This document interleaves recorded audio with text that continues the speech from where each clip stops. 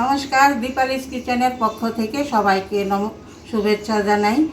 আজকে আবার চলে আসলাম নতুন এক রান্না নিয়ে। কিছুদিন আগে মিষ্টি কুমড়ার রেসিপি দেখিয়েছিলাম, তখন বলেছিলাম যে আমার মিষ্টি কুমড়ো অনেক পছন্দ।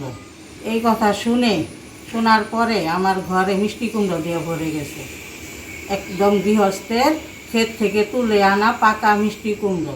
তো এই মিষ্টি কুমড়ো মাংস দিয়ে খেতে আমার কাছে বেশি ভালো লাগে, তাই আজকে আমি এই মিষ্টি কুমড়ো মাংস দিয়ে রান্না করব। দেখেন কতগুলো মিষ্টি কুমড়ো আসছে নিচে, একদম পাকা করে বুড়ি হয়ে গেছে।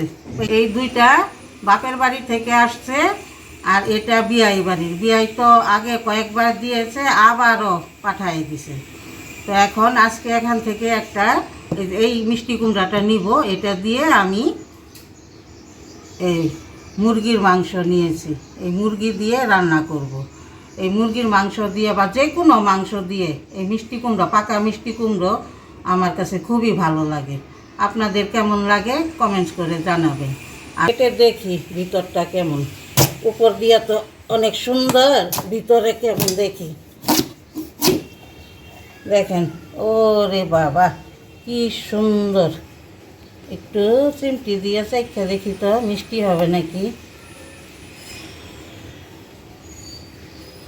ভালোই মিষ্টি আছে। তো পুরাটা তো লাগবে না, আমাদের মানুষ কম, আমি অর্ধেকটা নিয়ে নিই। বাকিটা দিয়ে আরও অনেক অনেক রেসিপি করে আপনাদেরকে দেখাবো। এবং বড় বড় টুকরো করব। কড়াইতে তেল দিয়ে দেই। তেল গরম হয়ে গেছে, তেলের মধ্যে দিয়ে দেই একটু আস্ত জিরা আর কয়েকটা তেজপাতা ফোড়ন। এখন দিয়ে দেই পেঁয়াজ কুচি। পেঁয়াজটা হালকা বাদামি করে ভেজে নেব। পেঁয়াজ হালকা বাদামি করে ভেজে নিয়েছি। এখন দিয়ে দিব টমেটো কুচি, দিয়ে দিই লবণ।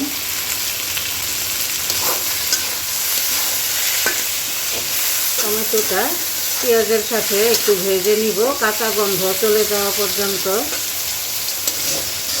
টমেটোর কাঁচা গন্ধ চলে গেছে, নরমও হয়ে গেছে। এখন দিয়ে দিব সব মশলা। আদা রসুন বাটা, একটু তেলে ভেজে নিই, কাঁচা গন্ধটা চলে যাক। আদা রসুন কিছুক্ষণ ভেজে নিয়েছি। এখন দিয়ে দিব বাকি সব মশলা। হলুদ গুঁড়া, শুকনা মরিচের গুঁড়া, ধনিয়া গুঁড়া, জিরার গুঁড়া, দিয়ে দেই গরম মশলার গুঁড়া। এখন অল্প একটু পানি দিয়ে মশলাটা সুন্দর করে কষাই নিব।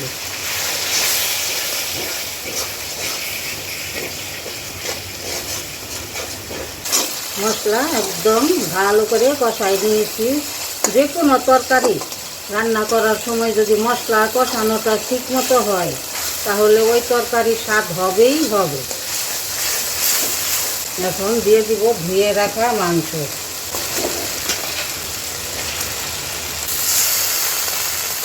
দিয়ে দিই কয়েকটা কাঁচা পেঁয়াজ কুচি।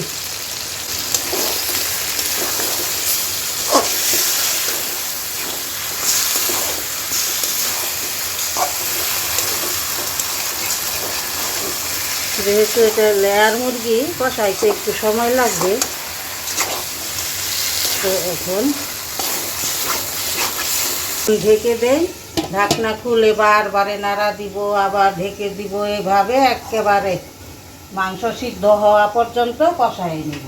মাংস থেকে যথেষ্ট পানি বের হয়েছিল, এরকম কষাইতে কষাইতে একদম পানি শুকাই নিয়েছি। যেহেতু লেয়ার মুরগি অনেক শক্ত, এখন আবার পানি দিয়ে দিব।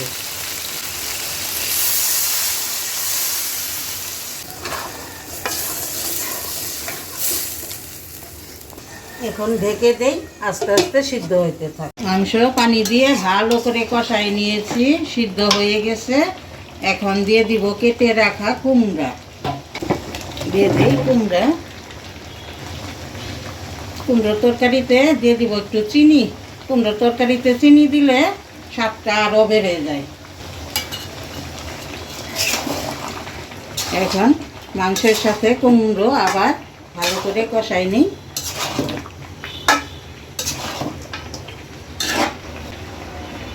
ঢেকে দিলাম। কুমড়ো দিয়ে মাংসের সাথে অনেকক্ষণ কষাই নিলাম। এখন আধা সিদ্ধ হয়ে গেছে, দিয়ে দিব ঝোল। কুমড়োগুলো যাতে আস্তে আস্তে থাকে, এখন ঝোলটা দিয়ে দিচ্ছি।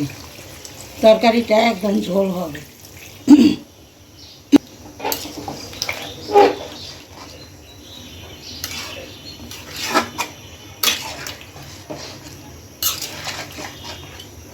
এখন ঢেকে দেই, কুমড়োগুলো সিদ্ধ হয়ে যাবে আর তরকারিও জাল পেয়ে যাবে।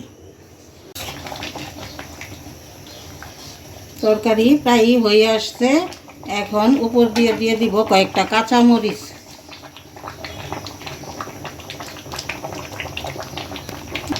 এখন দিয়ে দেই ভাজা জিরার গুঁড়া, আর দিয়ে দিব গরম মশলার গুঁড়া।